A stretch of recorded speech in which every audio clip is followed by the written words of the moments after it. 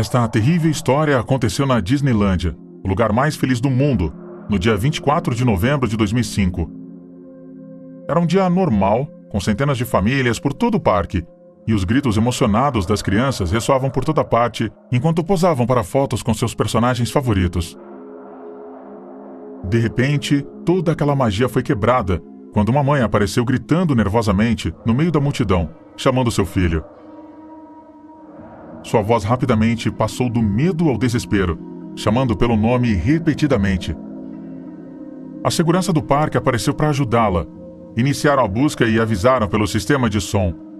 Mas eles não conseguiam encontrar o menino e ninguém poderia dar aquela pista sobre seu paradeiro. Poucas horas depois, aconteceu de novo. O mesmo cenário de pânico, os mesmos gritos de mulher, dessa vez chamando por outro nome. Também não houve resultado. 2 meninos desaparecidos no mesmo dia. Algo tinha que ser feito. A segurança foi reforçada, colocando guardas ao lado de todas as atrações. Eles revisaram os vídeos das câmeras de vigilância, mas não havia nada fora do comum. Pessoas comprando nas barracas e funcionários vestidos de Mickey Mouse passeando com crianças. Um guarda informou que uma criança tinha sido vista com um dos desaparecidos. Segundo ele, Mickey Mouse o levou.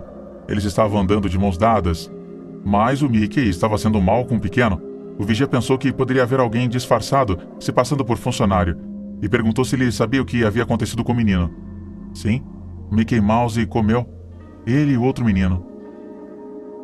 Embora o guarda soubesse que não devia confiar muito na criança, ficou impressionado com suas palavras. Ao final de sua ronda, dirigiu-se à sala de segurança onde estavam os monitores e pediu aos responsáveis que revisassem as imagens do desaparecimento em busca do Mickey Mouse. Depois de um tempo, eles finalmente o encontraram. Ele estava caminhando com o menino desaparecido. Parecia um pouco assustado, em direção a um brinquedo Tomorrowland. Eles passaram por uma porta de manutenção e desapareceram de vista. O guarda decidiu dar uma olhada naquele lugar antes de ir para casa. Ele tinha seu rádio com ele para notificá-lo se encontrasse alguma coisa, e um monte de chaves mestras. A porta estava quase escondida atrás de algumas latas de lixo. Estava trancada e ele passou muito tempo tentando abri-la. Quando finalmente conseguiu, viu que levava a um antigo túnel de manutenção. As luzes não estavam funcionando e ele não trouxe nenhuma lanterna, então ele teve que caminhar atento no escuro. De repente, um odor de ar pútrido o deixou sem fôlego. O cheiro era nauseante, ficando mais forte à medida que avançava. Ele estava prestes a fechar a porta para que ninguém de fora notasse, mas aquela era a sua única fonte de luz para tentar distinguir alguma coisa. Seus passos ecoaram no chão de concreto e quando finalmente conseguiu ajustar a visão, encontrou uma parede à sua frente. Ele olhou para a direita e, no final do corredor, pôde distinguir uma luz estranha, então caminhou em direção a ela. Ao alcançá-la, percebeu que vinha de dentro de uma sala, fechada por uma velha porta de metal enferrujada. Ele girou a maçaneta e, surpreendentemente, ela se abriu sem esforço, fazendo as dobradiças rangerem.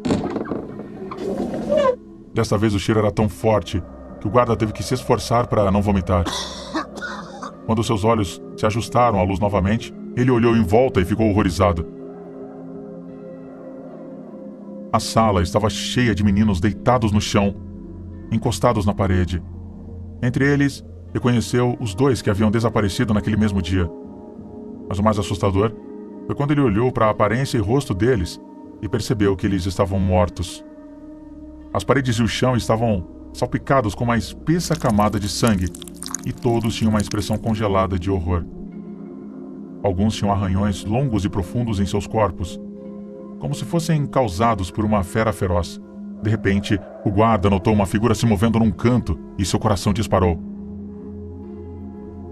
Havia um Mickey Mouse parado, olhando para ele, com os olhos arregalados. Ele mal conseguia entender sob o disfarce, mas sentiu que isso não era muito humano. Uma de suas mãos se levantou, exibindo garras grotescamente afiadas, e um grito ensurdecedor irrompeu de dentro de sua cabeça. Assim que ela se aproximou dele, o guarda fugiu pelo corredor escuro, tentando salvar sua vida. Ele sentiu como a criatura o seguia de perto e podia ouvir seus passos pesados atrás. Ele correu como nunca tinha corrido, até estar do lado de fora, quando teve que parar para reacostumar a sua visão à luz do sol. Ele percebeu então que a criatura não o seguia mais. como se tivesse medo da luz. O guarda imediatamente trancou a porta para se certificar de que não conseguiria sair e correu para alertar os demais companheiros. Ele não sabia bem como explicar o inferno que ele havia encontrado. Então simplesmente disse a eles que havia achado as crianças desaparecidas e que todos trouxessem suas armas. Um grande grupo de guardas voltou com ele para o túnel de manutenção, desta vez equipados com lanternas, e se depararam com o espetáculo macabro que o seu companheiro não soube descrever. Também no chão encontraram uma fantasia do Mickey Mouse, coberta de sangue, e uma mensagem escrita com sangue na parede, que dizia: "Ainda estou entre vocês." O guarda não conseguiu voltar a entrar na sala, e da escuridão do corredor, ao olhar para trás, julgou ver 2 pequenos pontos de luz que piscavam, como olhos atentos, e depois de alguns instantes desapareceram. Depois que os corpos foram removidos, o túnel de manutenção foi destruído e a porta enterrada atrás de uma parede de concreto. A atração Tomorrowland, o restante do parque, foram verificados de cima para baixo, mas nada foi encontrado, e o segurança finalmente largou o emprego. Logo depois, o parque voltou ao normal, e as crianças continuam se aproximando animadamente do Mickey Mouse para tirar fotos com ele, sem saber quem ou o que está sob esse disfarce.